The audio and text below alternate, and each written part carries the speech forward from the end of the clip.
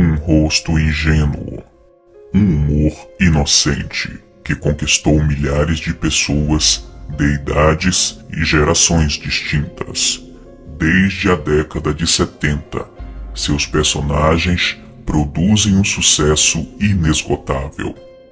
Em plena era HD, crianças, adultos e idosos ainda assistem seu programa com baixíssima qualidade de imagem, sempre os mesmos episódios.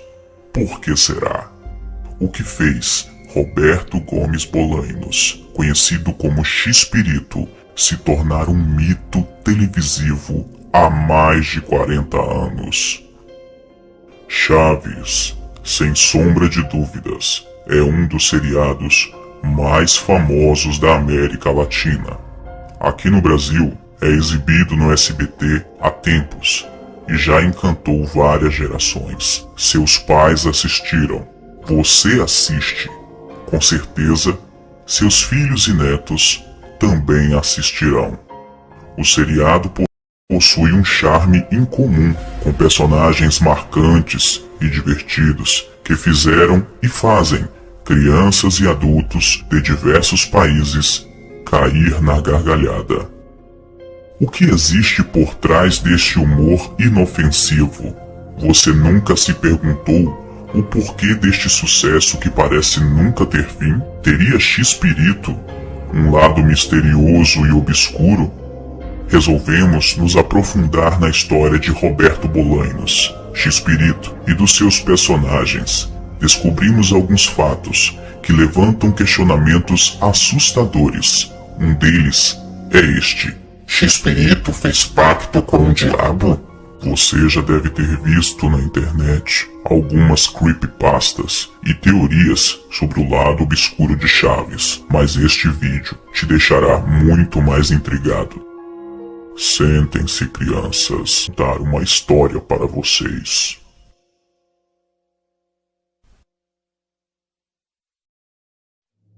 Chaves. Satanismo diabólico. Roberto Gomes Bolanhos, mais conhecido como X-Pirito, nasceu na cidade do México dia 21 de fevereiro de 1929 e morreu em Cancún no dia 28 de novembro de 2014. Foi um respeitado e premiado ator, escritor, comediante, dramaturgo, compositor e diretor de televisão mexicano. Ficou conhecido mundialmente pela criação das séries televisivas El Chavo del Ocho e El Chapulín Colorado, e com o programa X-Pirito, que ganhou o título de o programa número 1 da televisão humorística. Ele garantiram o reconhecimento como um dos escritores comediantes mais respeitados de todos os tempos. Ele se formou em engenharia, mas alguma coisa mudou o rumo da sua história e ele foi parar na televisão. Como o X-Pirito fez tanto sucesso?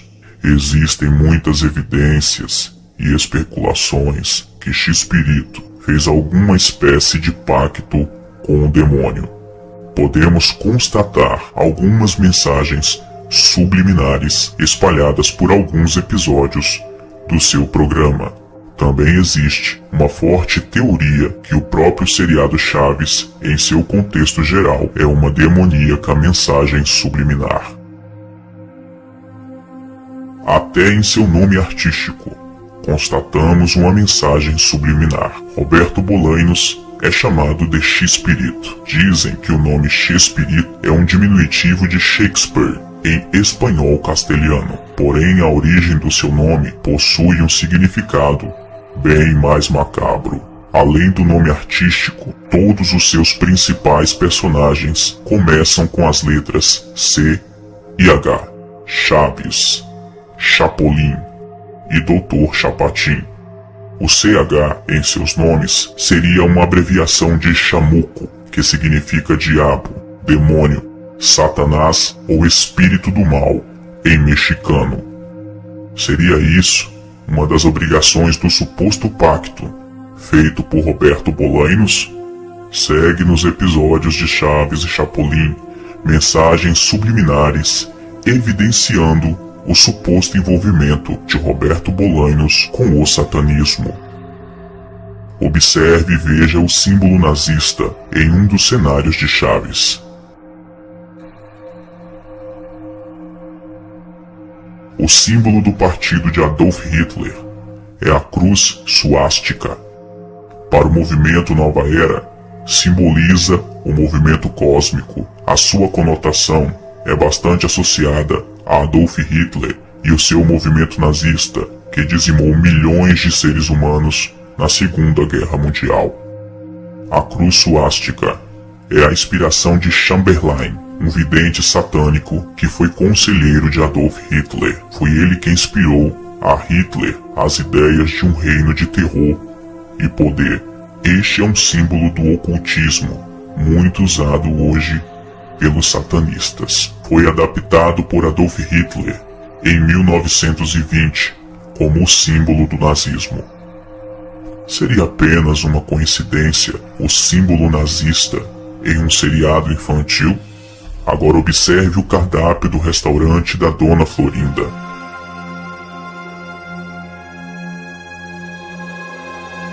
Nele contém o olho de Horus, um dos principais símbolos do satanismo moderno, usado principalmente pelos Illuminates.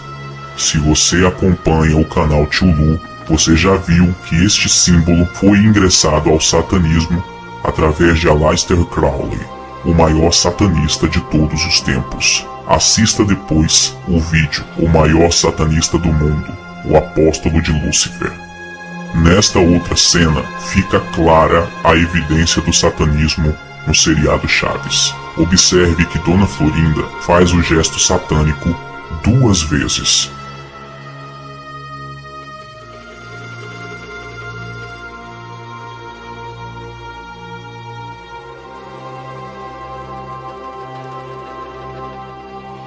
Anteriormente, já falamos sobre esse gesto. Muitos dizem que na linguagem de sinais, a mão chifrada significa amor, mas no seu contexto histórico, como foi apresentado em vídeos anteriores, é um símbolo de louvor a Satã. Observe as fotos de satanistas assumidos que sempre usam esse gesto com a mão. Em Chapolin Colorado, existem 2 episódios que são no mínimo estranhos. Veja o título deste episódio. Esta noche presentamos un episodio titulado Donde manda Satanás, no gobierna un pobre diablo. Sim, foi isso mesmo que você ouviu. Onde manda Satanás, não governa um pobre diabo. Título bastante sugestivo e bizarro. Quem estuda demonologia sabe que no reino dos demônios existe uma hierarquia que é seguida à risca, onde Lúcifer é o rei, logo abaixo vem os príncipes do inferno, principados, e depois as legiões de demônios, potestades. Falaremos sobre isso em um outro vídeo. Seria esse título uma simbologia do sistema hierárquico do inferno? E para reforçar o provável lado macabro de X-Espírito, agora veja esta cena. De acordo com o diabo. Quem é você? Você nem imagina. Simplesmente o diabo.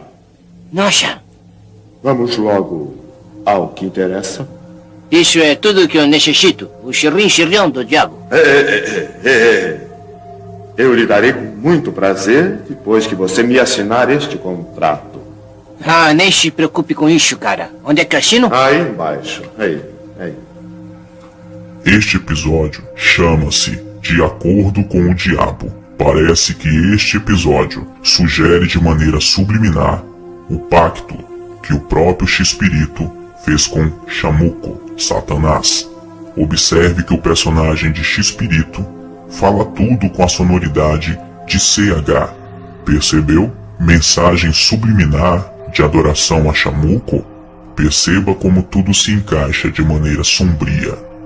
Segundo alguns estudiosos sobre satanismo e mensagens subliminares, o seriado Chaves é uma das mais sutis, brilhantes e terríveis representações do inferno em qualquer das artes. Vejam que interessante. A vila onde se desenvolve toda a trama seria um pedaço do inferno, e os seus personagens, pecadores amaldiçoados, condenados a vagar infinitamente naquele plano.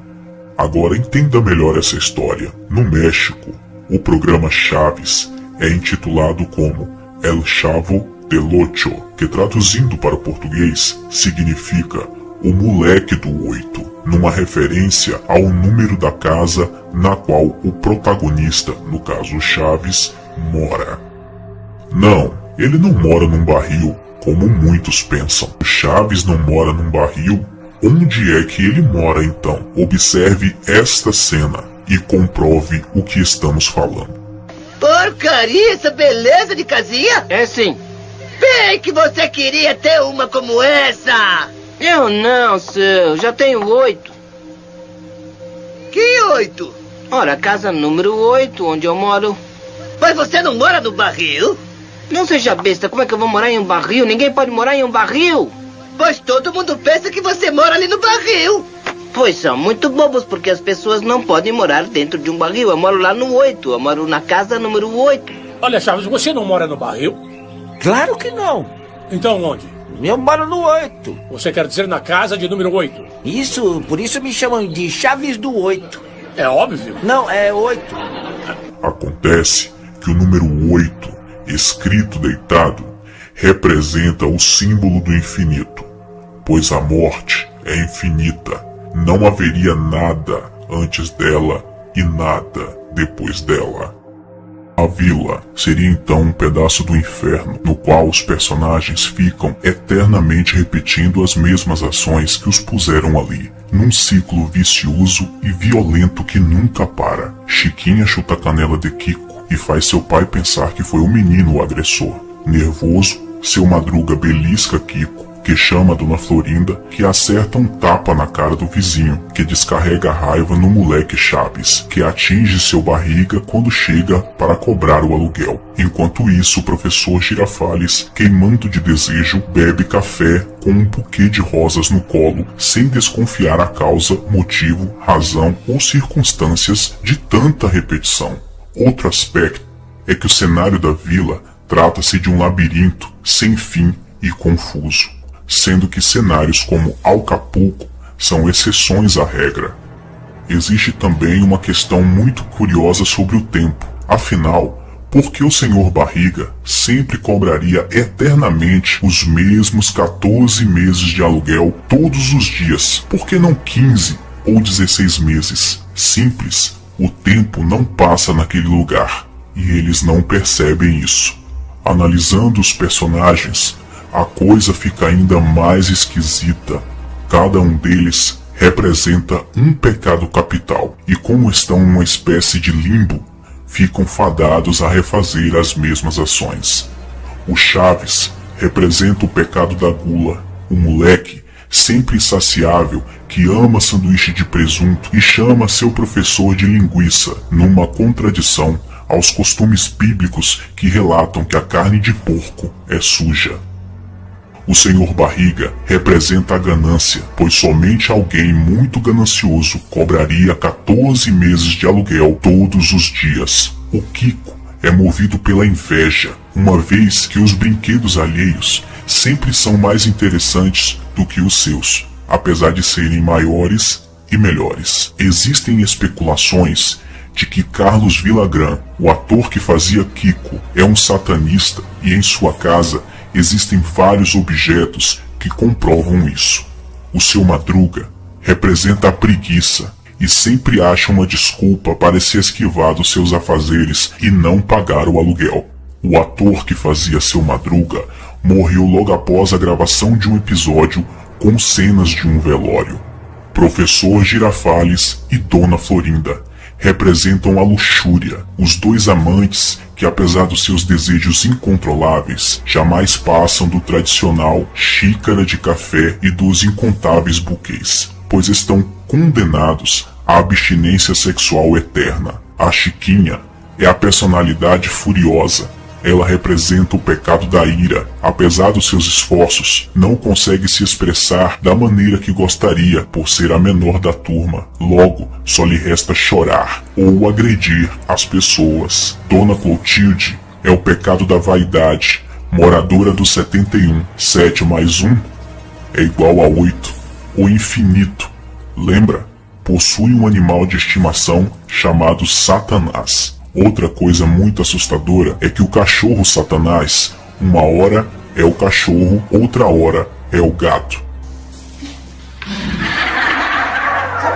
Seu Madruga, o Satanás fugiu de casa outra vez. Ele quebrou a patinha. Mas eu não sabia que ele estava dentro da caixa. Coitadinho do meu Satanás, vamos então. Por favor. É você, Satanás.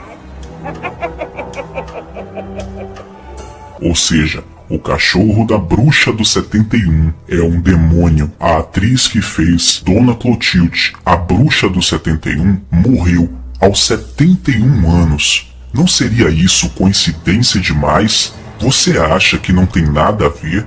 Isso é, no mínimo, assustador. Jaiminho, o carteiro, seria o único representante do lado de cá, dos vivos. Ele seria um médium e suas cartas, psicografias. O fato de viver cansado demonstra o seu tremendo esforço em vagar entre os planos, e a sua amada cidade Tangamandápio, onde tudo é grande e mais bonito, não seria uma cidade, mas o próprio mundo dos vivos.